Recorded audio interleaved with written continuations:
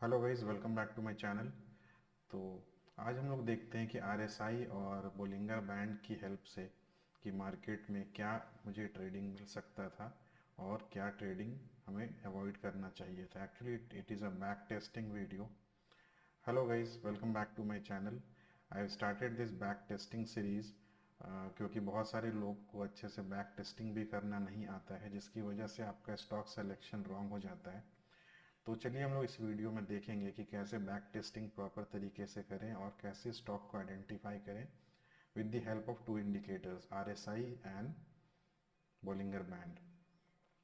तो यहाँ पे जैसे आप पहले देखोगे तो मैंने यहाँ पे टॉप मूवर एफएनओ स्टॉक्स की लिस्ट है, जिसमें से टॉप मूवर और टॉप लूजर्स को मैंने फिल्टर आउट किया है। तो टॉप मूवर में आपको दिखेगा ये आपका पंजाब नेशनल बैंक। आप यहाँ पे देखोगे तो मार्केट में यहाँ पे आरएसआई मुझे बता रहा है कि मार्केट में ओवरसोल्ड एरिया में मार्केट है, ओवरसोल्ड एरिया में एट दिस लेवल यहाँ पे।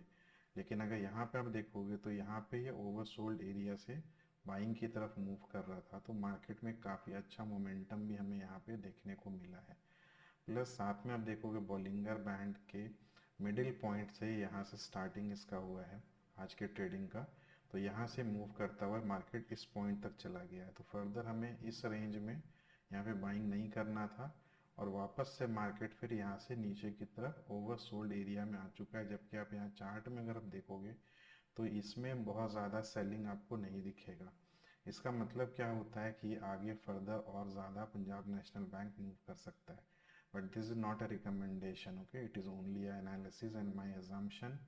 मेरा व्यू है कि क्या मार्केट में हो सकता है, ठीक है।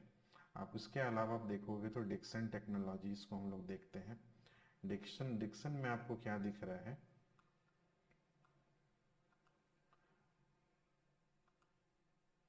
आप डिक्सन टेक्नोलॉजी में देखो, सेम यहाँ पे आपको दिखेगा ओवरसोल्ड एरिया में मार्केट है। ओवरसोल्ड एरिया में होने के बाद मार्केट यहाँ से एक कंसोलिडेशन देने के बाद मार्केट में अपसाइड मूव किया है। तो डबल कंफर्मेशन में क्या मिल रहा है यहाँ पे कि यहाँ पे पहले मार्केट ओवरसोल्ड एरिया में है, तो यहाँ पे मुझे सेलिंग नहीं करना है। उसके बाद यहाँ से एक कंफर्मेशन क्या दिख रहा है, बॉलिंगर बैंड के लोअर बैंड पे मार्केट रेस्ट कर रहा है इस पॉइंट पे। तो यहाँ से मैं बाइंग कर सकता हूँ स्टॉप लॉस इसके नीचे पॉइंट, स्टॉप लॉस के नीचे रख के। तो यहाँ पे आप देखोगे इस तरीके से मार्केट ऊपर की तरफ ही मूव किया। बट जब भी मार्केट ओवर बॉट एरिया में आ जाता है तो यहाँ पे फिर आपको यहाँ पे बाइंग नहीं करना है। आरएसआई, मुझे पता है कि आप लोगों को आरएसआई देखना आता होगा, क्योंकि आरएसआई में फिर भी मैं आपको बता देता हूँ कि आरएसआई में जो लोअर लेवल यहाँ पे ये दिख रहा है, ये जो लाइन है, तो यहाँ से मार्केट में अगर ये लोअर साइड में आ रहा है तो ये आपका ओवर सोल्ड एरिया है और ये आपका ओवर बॉट एरिया है। इन मिडिल हम लोग यहाँ पे ट्रेड कर सकते हैं। बॉलिंगर बैंड में क्या करते हैं कि बॉलिंगर बैंड में जब लोअर बैंड में होता है तो हम बाइंग के लिए ट्रेड ढूंढते हैं, और जब अपर बैंड में होता है तो सेलिंग के लिए ट्रेड ढूंढते हैं। लेकिन सिर्फ बॉलिंगर बैंड अगर आप देखोगे ना तो यहाँ पे आपको दिखेगा कि यहाँ से आपको सेलिंग के लिए ट्रेड ढूंढना चाहिए। बट यहाँ पे ओवरबॉट एरिया में, इसलिए दोनों को साथ में ट्यूनिंग करना बहुत ही ज़रूरी होता है। सिमिलरली आप यहाँ पे थर्ड कैंडल में देखोगे, थर्ड चार्ट में जो कि ट्रेंड है, यहाँ पे भी सेम आप देखोगे। 15 मिनट के चार्ट में हम लोग इसको देख रहे हैं कि मार्केट ओवरबॉट एरिया से, ओवरसोल्ड एरिया से मार्केट अपसाइड की तरफ मूव किया, ओवरबॉट टच किया, अगेन फिर मार्केट नीचे आया। फिर यहाँ पे हम क्या देख रहे हैं कि बॉलिंगर बैंड पे मार्केट यहाँ रेस्ट किया है, लोअर बैंड पे, और यहाँ पे टच तो नहीं किया है बट यहाँ पे थोड़ा कंसोलिडेशन करने के बाद ऊपर की तरफ जा रहा है। तो यहाँ पे हमें क्या देखना होता है, या तो हम यहाँ पे ब्रेकआउट पे ट्रेड लें, या तो इसके ऊपर ब्रेकआउट पे ट्रेड लें, या तो इसको ट्रेड अवॉइड भी कर सकते हैं। बट अगर थोड़ा रिस्की ट्रेड आप लेना चाहते हैं तो इसके टॉप पे ट्रेडिंग लेके प्लेस करके इसके बॉटम में आप यहाँ पे स्टॉप लॉस रख के आप एक चांस ले सकते हो। और अगर ये ओवरबॉट एरिया में जाता है तो आप वहाँ पे फिर एग्जिट कर लोगे। बैंक ऑफ बड़ौदा देखोगे तो सेम कंडीशन इसमें भी बना हुआ है। मार्केट ओवरसोल्ड एरिया से अटेम्प्ट लिया है, फिर मार्केट ऊपर चला गया, उसके बाद फ्लैट यहाँ पे मार्केट है। बट आरएसआई क्या दिखा रहा है मुझे कि मार्केट धीरे धीरे ओवरसोल्ड एरिया में भी आ चुका है। मीन्स यहाँ पे जो सेलिंग आपको दिख रहा है, दिस इज द सेलिंग, और इतने सेलिंग में ही ये ओवरसोल्ड एरिया टच कर चुका है, मतलब ये फर्दर आगे भी जा सकता है। कैनरा बैंक में भी सेम सिचुएशन बना हुआ है।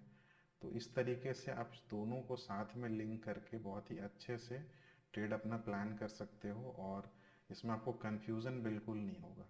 अगर मैं सेलिंग के साइड के कुछ स्टॉक्स को देखूं तो यहाँ पे भी सेम आपको दिखेगा, ओवर बॉट एरिया से मार्केट में अटेम्प्ट हुआ है सेलिंग।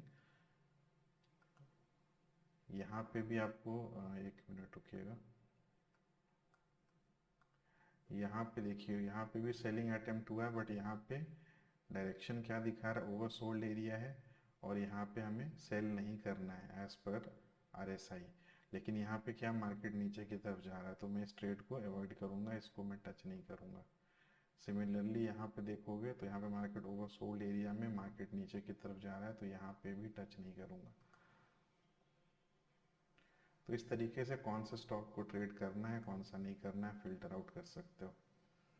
अगर आपको ऐसा वीडियो अच्छा लगता है तो लाइक शेयर एंड कमेंट, ताकि मैं सीरीज़ को कंटिन्यू कर पाऊँ। Okay, thank you.